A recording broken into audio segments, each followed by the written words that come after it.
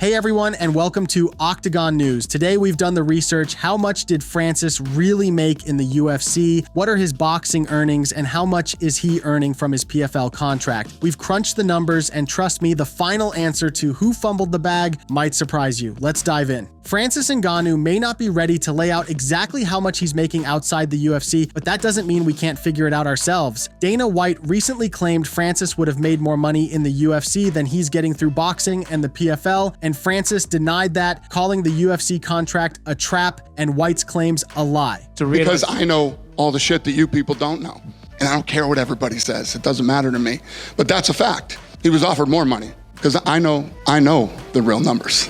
So who is telling the truth? Our in-depth investigation has uncovered the exact figures UFC offered Francis to stay with the organization. After analyzing insider sources and management reports, we can now reveal the full breakdown of what Francis could have earned had he chosen to remain with the UFC. Francis was offered a deal that basically paid $4 to $5 million as champion, and this was after the Cyril Gane fight. The final offer the UFC made was against Jon Jones. He would get $8 million plus pay-per-view, so around, if you did 1 million buys, he'd make over $10 million. If you did $1.5 million, which was the projected amount that Jones versus Ngannou would do, it was up to $13 million.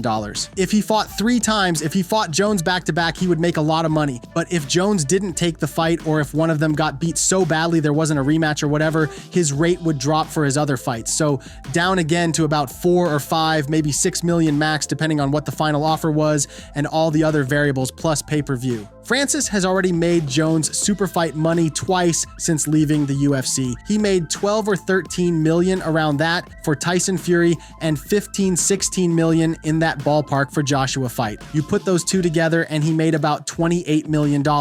After analyzing UFC and boxing earnings, we also investigated Francis's potential income from the PFL. Here's what the numbers reveal. PFL matched the UFC's $8 million offer, so $8 million, and then on top of that, he had a big signing bonus, 7 figures.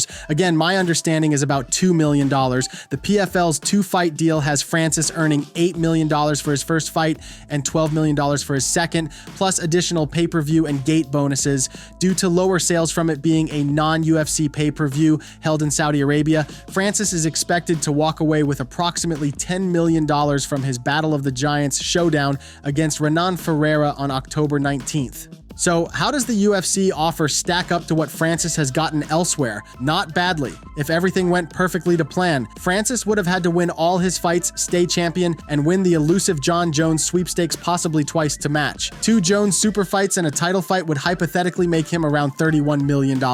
Let's say he wasn't perfect. The amount of money might have fallen to like $15 to $18 million easily, but he's going to make close to $50 million on 4 fights in a 2-year span since leaving the UFC. For the world of MMA, that's a pretty impressive amount. That's more than anybody but Conor McGregor.